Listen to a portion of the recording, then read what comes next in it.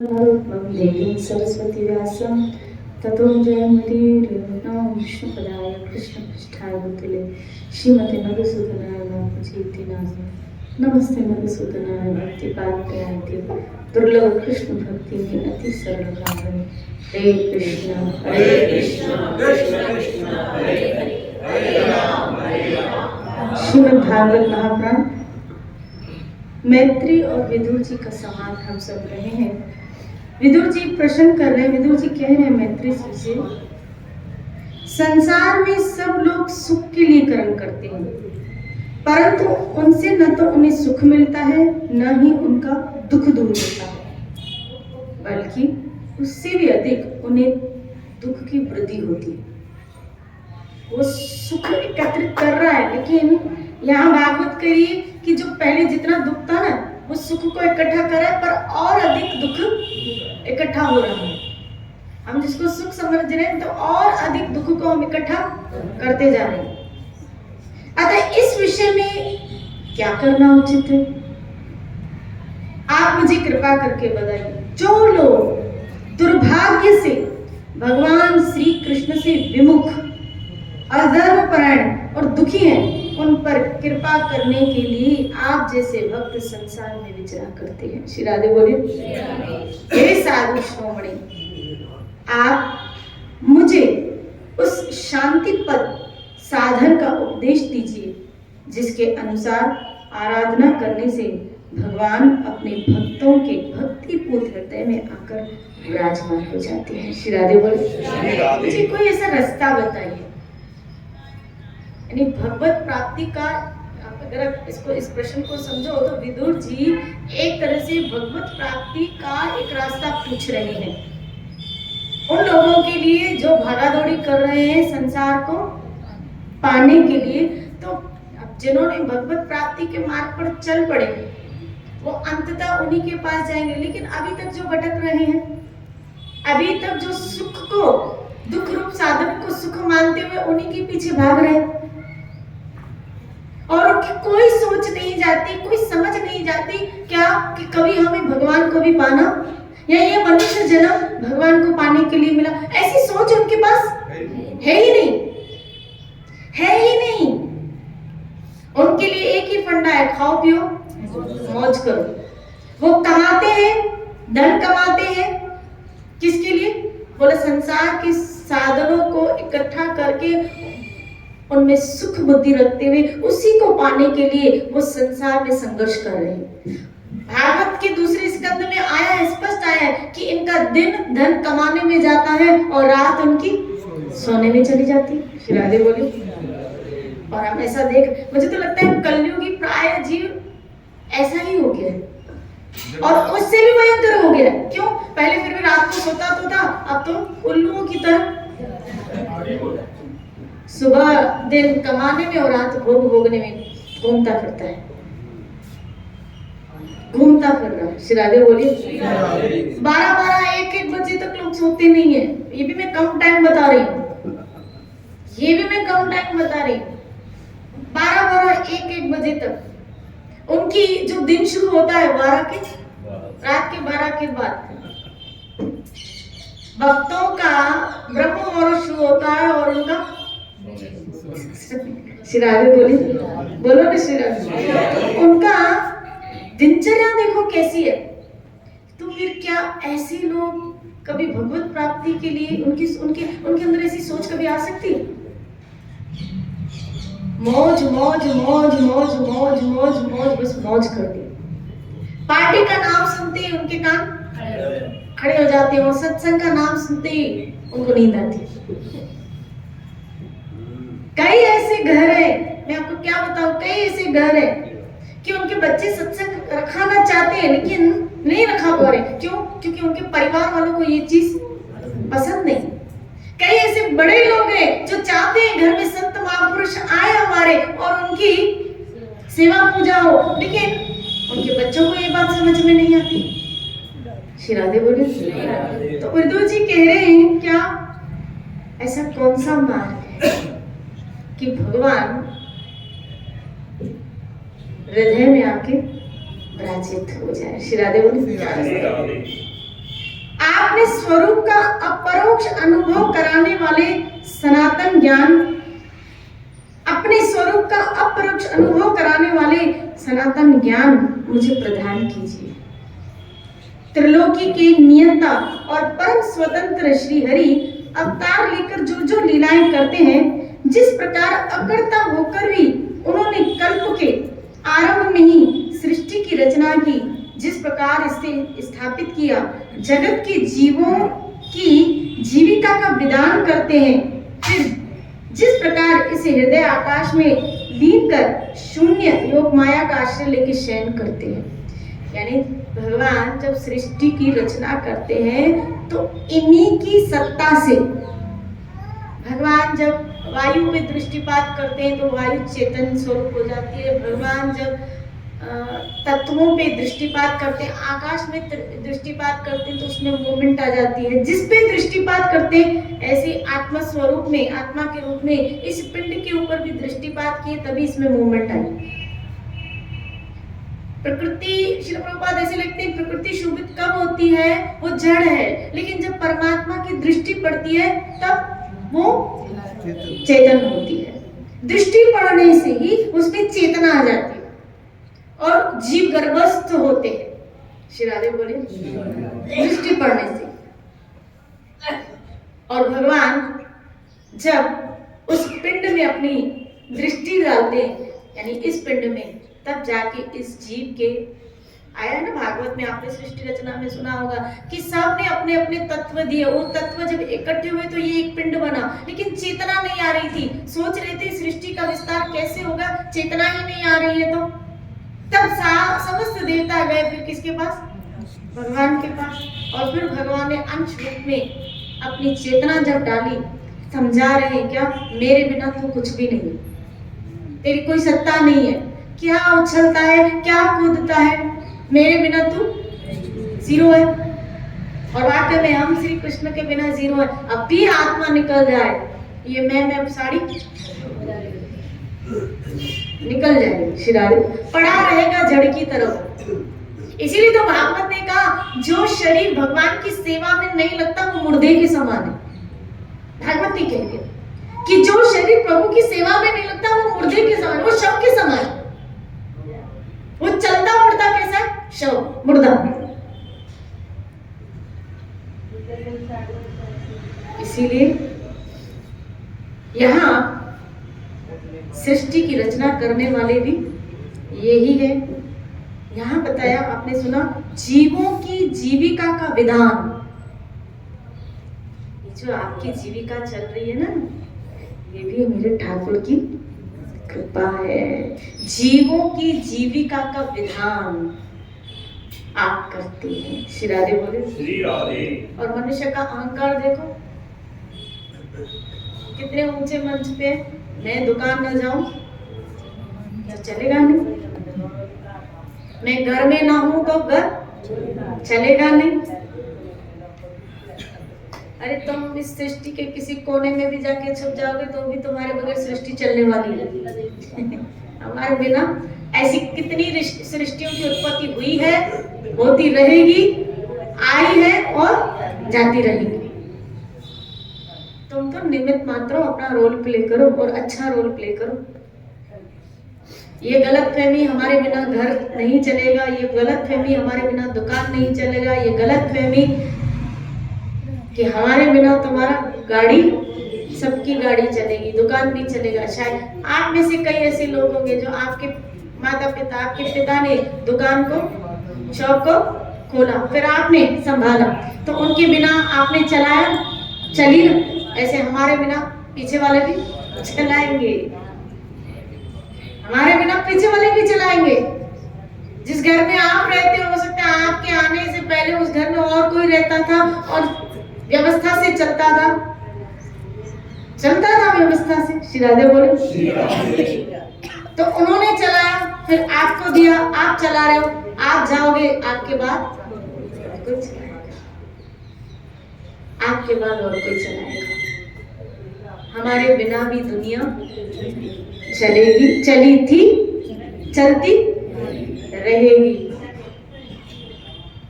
चलती रहेगी। इसमें भ्रमित मत हो। मैं जो काम करने आया हूँ पहले वो काम कर लो। श्री राधे बोले भजन करने आए थे, देहदारी का फल यही। कबीर, तुमने देह जो धारण किया उसका फल यही क्या? भजमन कृष्ण मुरारी। अरे मन तू कृष्ण मुरारी का क्या कर? भजन कर। श्री राधे बोले भजन कर, पहले ये काम कर। श्री राधे बोले कौन थे? मेरे दिमाग से उस भक्त का नाम निकल रहा है।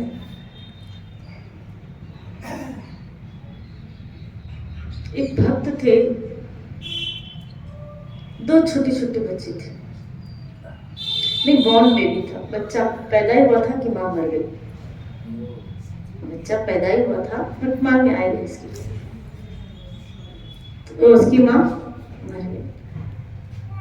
तो भक्त सोचने लगा है मैं तो सोच रहा था कि मैं संन्यास लेके भजन के मार्ग में चला जाऊं, लेकिन अब इसको कौन पालेगा? इसका पोषण कैसे होगा? मैं नहीं रहूंगा तो इसकी गाड़ी कैसे चलेगी? श्री राधे बोले मुझे ही तो इसके खाने पीने की व्यवस्था करेगी। श्री राधे बोले वो बैठा ही था झाड़ के नीचे, तो थोड़ी देर में क्या देखता है कि एक चिड़िया जिसने अभी अभी अंडे दिए थे, उस अंडे जब फूटे तो वो चिड़िया का बच्चा उसमें से निकला। वो चिड़िया का बच्चा उसमें से निकला, लेकिन वो चिड़िया भी गायब हो गई, मर गई। और वो चे चे कर रहा था क्योंकि अभी अभी अंडे में से निकल रहा था, तो उसको भूख लगी थी। तो वो ये सब दृश्य देख रहा था। इतने में क्या देखा उसने कि एक मक्खी, एक कीड़ा उड़ता उड़ता उसके मुंह में चला गया। श्री राधे बोले तो सोचा जो उड़ नहीं सकता, जो अभी अभी अंडे में से निकला है, उसकी भी व्यवस्था ठाकुर जी ने कर दी कि उसके मुंह में जाके भोजन डाल दिया। मुंह में जाके उसके भोजन डाल दिया। अरे मैं कितना मूर्ख हूं कि मैं सोच रहा हूं क्या मैं ही व्यवस्था करता हूं। श्री राधे बोले हम ऐसा सोचते हैं कि हमारे, लेकिन एक्चुअली हम उनका नहीं, हम पहले अपना सोचते हैं मेरा क्या बनेगा। श्री राधे बोले मुझे कौन खिलाएगा, मुझे कौन खिलाएगा? हमें अपनी सोच होती है। श्री राधे बोले भले हम ग्रस्त में रहें ये माना नहीं रखता, भले हम घर में रहें ये माना नहीं रखता, लेकिन खाली पूर्ण आधारित श्री कृष्ण के ऊपर रहिए। कृष्ण 18वें अध्याय में एक श्लोक कहते हैं, हे अर्जुन मुझ पे निर्भर होके कार्य करो, मुझ पे निर्भर रहो। निर्भर समझ, जैसे ये बच्चा माँ के ऊपर निर्भर है, इसी तरह एक भक्त को अपूर्णतः ईश्वर के ऊपर निर्भर रहना, आधारित रहना। कहाँ रहते हो ये माना नहीं है। देखो संन्यास में भी ये सिखाया जाता है, परमात्मा का आश्रय। अगर साधु बनने के बाद भी, संन्यास लेने के बाद भी ईश्वर के प्रति आश्रय नहीं आता तो वो संन्यास सफल नहीं है, वो खाली कपड़े हैं। और गृहस्थ में रहते हुए भी आपका आश्रय खाली कृष्ण बन चुका है। आप अब नरसिंह मेहता किसका आश्रय था? ठाकुर जी का है। गृहस्थ बाल बच्चे सब है, कुंभनदास गृहस्थ है, एक भी नहीं, दो भी नहीं, 7 बच्चे। कितने बच्चे? 7 बच्चे। लेकिन आधार देखो श्रीनाथ जी का, श्रीनाथ जी के ऊपर पूर्णतः आधारित होंगे, पूर्ण आसक्त चित्त होंगे। जैसे आप कहते हैं ना, आप मुझसे कई लोग प्रश्न पूछते हैं, आप कहते हैं भगवान में आसक्त हो जाए, आसक्त चित्त हो जाए, हम घर गृहस्थी वाले लोग कहाँ से यहाँ अपना मोह निकाल पाएंगे? श्री राधे। इसीलिए भगवान ऐसे भक्तों को भेज के हमारे लिए उदाहरण क्रिएट करते हैं। 7 बच्चे तो सोचो, और 7 बच्चों की जिम्मेदारी, पत्नी की जिम्मेदारी, खेती बाड़ी भी कर रहे हैं, कुंभनदास जी की खेती बाड़ी कर रहे हैं, 7 बच्चे, लेकिन फिर भी उनकी आसक्ति किसमें? ठाकुर जी में, श्रीनाथ जी में, ठाकुर जी में। श्री राधे बोली कितने नहीं तो 7 बच्चों में तुम मोह नहीं हो, मोह नहीं हो, अटैचमेंट नहीं हो। किसी ने पूछा कुंभन दास जी से, आपके कितने बच्चे हैं? कितना बोला था किसी ने?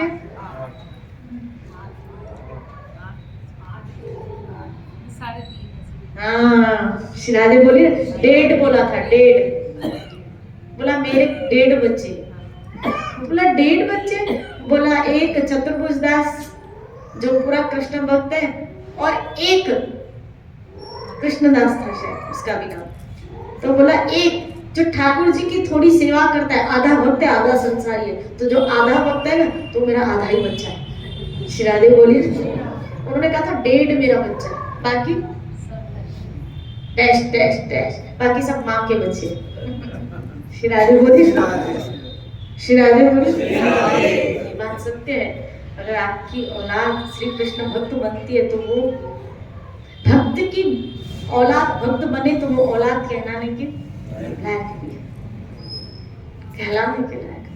श्री बोले, वो भक्त के लिए बहुत गौरव की बात होती है जब उसकी संतान भक्त बनती है।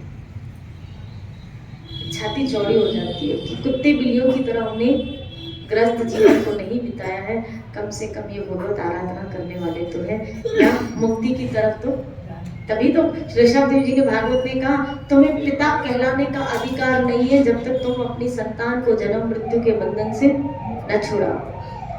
माता पिता कहलाने, तुम्हें गुरु कहलाने का अधिकार नहीं है जब तक तुम अपने आश्रित शिष्य को जन्म मृत्यु के बंधन से न छुड़ाओ, न छुड़ाओ। श्री राधे बोले, श्री राधे। अपने आश्रित जनों को ये मार्ग दिखा देना।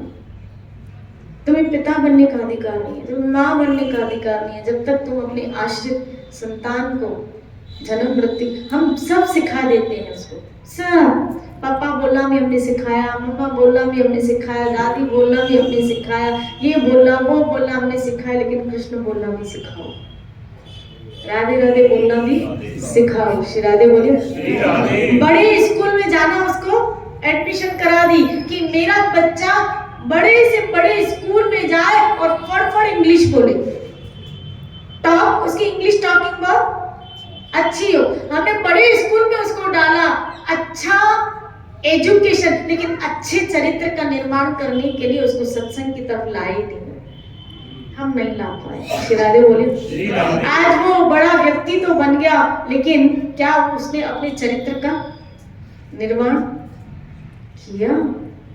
हमें खुशी होती है उसे वो एक डिग्री ले ले, अच्छी बात है, बुरी बात नहीं है, लेकिन खाली लौकिक धन कमाने के लिए ही आपने उसको पैदा किया था क्या? श्री राधे बोले, और वो जितना कमाता उतना भोगों में फंसता है, ईश्वर चेतना से तो दूर होता था, भगवत चेतना से तो कोसों दूर है। क्यों आजकल हमारे बच्चों को सत्संग अच्छी नहीं लगती है? क्योंकि शायद हमने बीज नहीं डाले, उनको बीज नहीं बोए। बचपन से उसको ये तो कहते थे, पढ़ाई कर, ये तुझे करना है, पढ़ाई पे ध्यान दे। श्री राधे बोली, मैं देखती हूँ कई माँ बाप तो बच्चों को घुमाने के लिए नाना प्रकार के आउटर स्टेशन पे भी उसको लेके जाते हैं, हर वेकेशन में उसकी इच्छा को पूरी करते हैं, घुमाने के लिए उसको लेके जाते हैं। वो जो कपड़े बोलता है हम उसको लेके देते हैं, वो जो चीजें वस्तुएं खिलौने मांगता है हम उसको लेके देते हैं।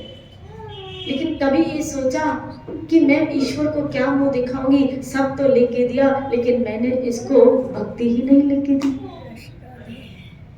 मैंने उसमें वो बीज ही नहीं डाले। श्री राधे बोली, जननी जने तो भक्त जन, याद आता या वीर, नहीं तो जननी बाज रहे क्यों खोबे है वीर। जननी जने तो भक्त जन, याद आता या वीर।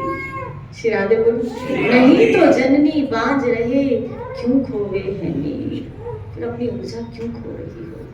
श्री राधे बोली, हाँ, कोशिश यही करनी चाहिए, अपने बच्चों को मुक्ति के हम क्या दे, संस्कार दें। श्री राधे बोले, आपका माँ बाप बनना सफल हो जाए, माता पिता होना आपका सफल हो जाए। मैं तो कहती हूँ, अब कई लोग बोलते हैं बच्चे बड़े हो गए अब क्या करें, अब तो हाथ से बोलो निकल गए। हाँ, अब तो हाथ से, अब तो हमारी बात नहीं मानते। ठीक है, खाली इतना तो बोलो, क्या अपने बच्चों को राधे राधे हरे कृष्ण बोलना तो सिखाओ, ये काम तो करो। श्री राधे बोले, कम से कम घर से निकले तो आपको पाँव छू के निकले, इतने तो उसमें संस्कार हो, इतने तो उसमें संस्कार डालो कि बड़ों का वो सम्मान करें, बड़ों को वो रेस्पेक्ट दे। श्री राधे बोले।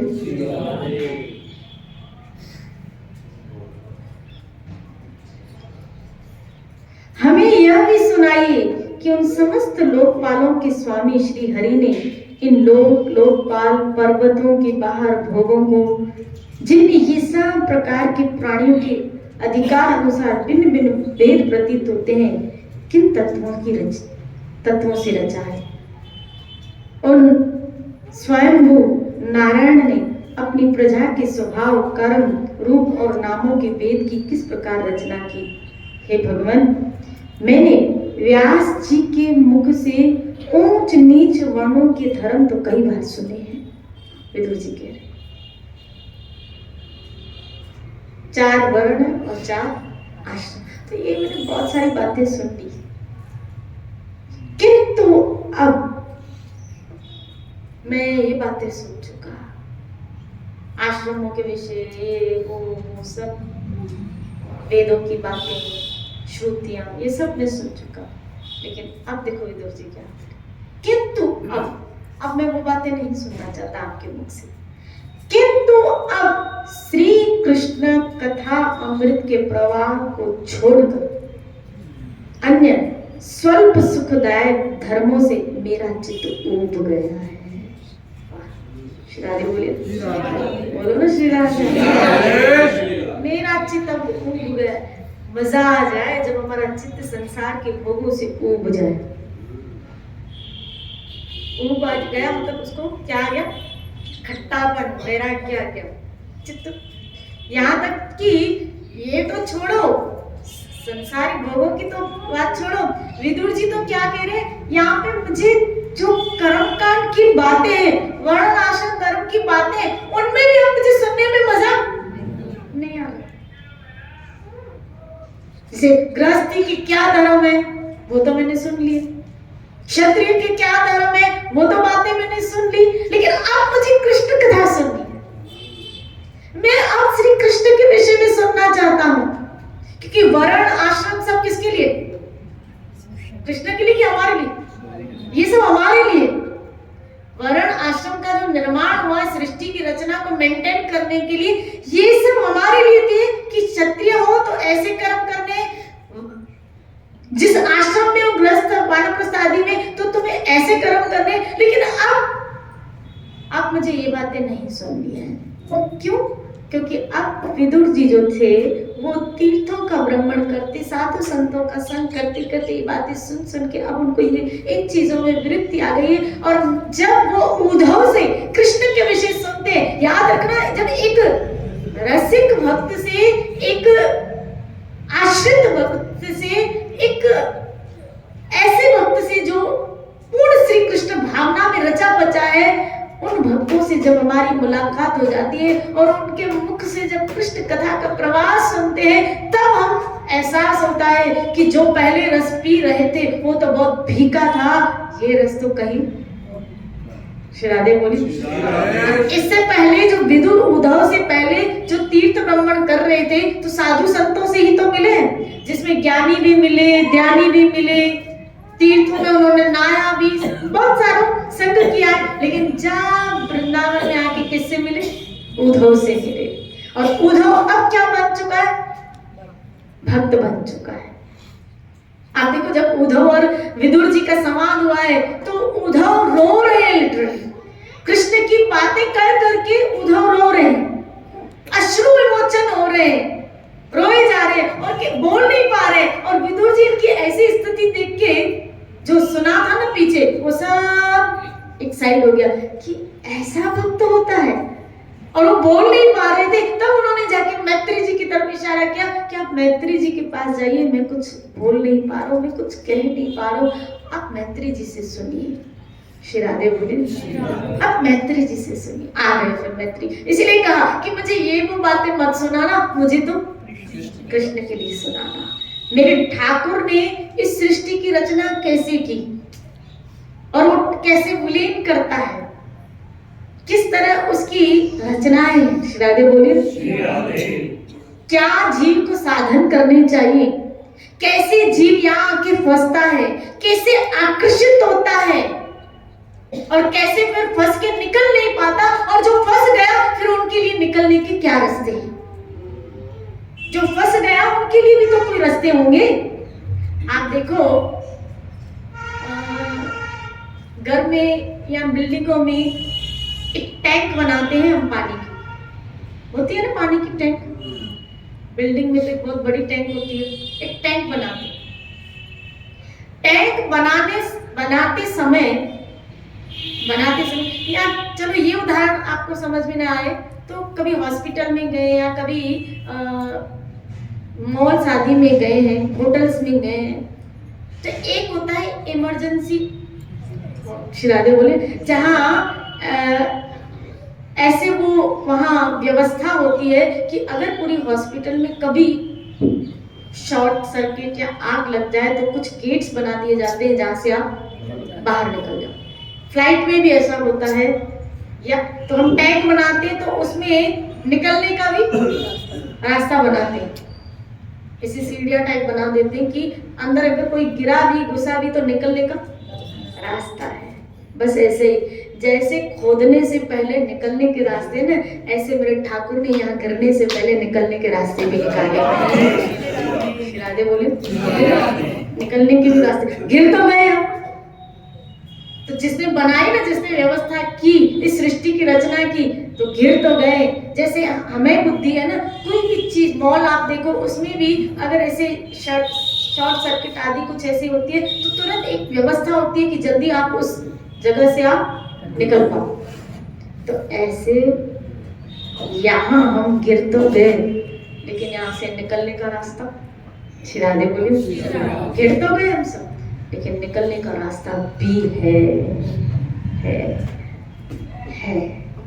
श्री राधे बोले, है। और वो क्या रास्ता है? हरे कृष्ण कृष्ण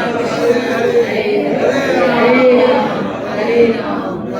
इसीलिए यहाँ विदुर जी ने कहा मुझे अब और कुछ नहीं सुनना है, क्योंकि सब फंसने के रास्ते और कृष्ण कथा निकलने का रास्ता है। बाकी सब फंसने की। यही बात नारद मुनि ने व्यास जी को कही कि आपने जो वेदों में लिखा है, तो जो उलझा हुआ जीव है वो जो पढ़ेगा ना तो उसी में उलझ जाएगा, उसको समझ ही नहीं आएगा कि हालांकि गीता में कृष्ण ने कहा वेदों में जानने योग्य मैं हूँ, लेकिन जीव की अल्प बुद्धि होने के कारण, स्वार्थ बुद्धि होने के कारण जब वो बातें पढ़ता है वेदों की, तो वो उसी सुख बुद्धि होने के कारण वही बात ले पाता है जिसमें वो सोचता है ये करने से 1 से 10 कैसे। श्री राधे बोले, 1 से 10 नहीं, आजकल तो 1 से 100। श्री राधे बोली, बोलो ना श्री राधे, उसी को ही पकड़ेगा।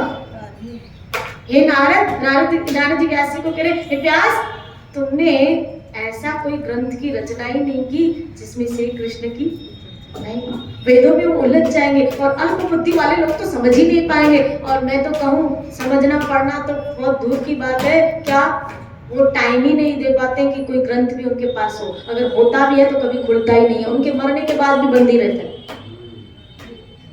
पैक का पैक रहता है। भागवत है पढ़िए, पैक की पैक पढ़िए, गीता है पढ़िए, पैक की पैक पढ़िए, खुली ही नहीं है अभी तक। और अगर खुली है तो समझी नहीं, पढ़ी है तो समझी नहीं है, क्योंकि जब तक साधु का संग नहीं होगा आप वास्तविक ग्रंथों को समझ भी नहीं पाओगे।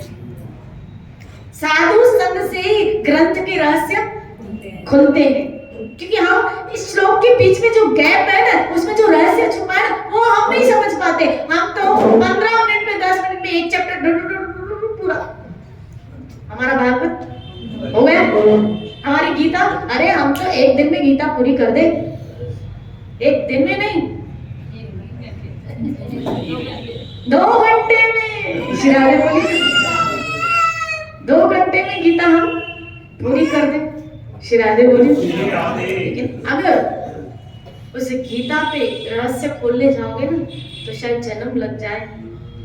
श्रील प्रभुपाद जी एक जगह लिखते हैं कि तुमने अगर गीता शास्त्र पढ़ा, इस शास्त्र को पढ़ोगे तो तुम्हें वेदों के और किसी शास्त्र की पढ़ने की जरूरत ही नहीं। प्रभुपाद के राधे बोली और कुछ कहीं से ज्ञान हासिल करने की जरूरत ही नहीं है, जरूरत ही नहीं है। देखो कृष्ण लीलाओं का भक्त श्रवण करे इसीलिए वो ग्रंथों को रस लेता है, लेकिन ज्ञान के मामले में अगर ज्ञान का तो एक ही शास्त्र है, वो गीता। संपूर्ण ज्ञान का एक ही शास्त्र में तो कहूं गीता। जिसने गीता समझ ली ना वो ज्ञान के तह तक रहस्य तक पहुंच जाएगा। सब बातें ओवरऑल सब बातें गीता में है। कौन सा योग नहीं है बताओ? सांख्य योग, अष्टांग योग, कौन सा योग नहीं है? भक्ति योग, कर्म योग, कौन सा योग नहीं है? क्या बातें कृष्ण ने नहीं कही है? साधु के लक्षण, सन्यासी के लक्षण, क्या बातें कृष्ण ने नहीं कही है? कहते हैं कि भगवान ने 1 घंटे के अंदर 45 मिनट्स में गीता कही थी। 45 मिनट्स के अंदर भगवान ने वो ज्ञान भर दिया कि अच्छे लोग जन्म जन्मांतर न बोल पाए। वो है गीता शास्त्र। और वो पढ़ने के बाद मुझे नहीं लगता कि हमें और किसी ज्ञान की जरूरत। अब तो ये ज्ञान हासिल करने के बाद इसीलिए विदुर जी कह रहे कृष्ण कथा अमृत। बाकी 16 सुख की बातें मुझे अब नहीं सुनी है, अब कृष्ण कथा अमृत का मुझे रसपान कराएंगे। मुझे वो सुनना है, मुझे कृष्ण के लिए सुनना है। क्योंकि इधर उद्धव की स्थिति देख आए थे कि एक भक्त की स्थिति ऐसी, वो कृष्ण के लिए बोल नहीं पा रहा है, रुदन किए जा रहा है, रुदन किए जा रहा है। तो अब मैं और कृष्ण के विषय सुनना चाहता हूँ। श्री राधे बोली इसी चर्चा को लेते हुए कल चलेंगे हम भी रोज कृष्ण के विषय सुनने का। श्री राधे गोविंद भगवान की जय।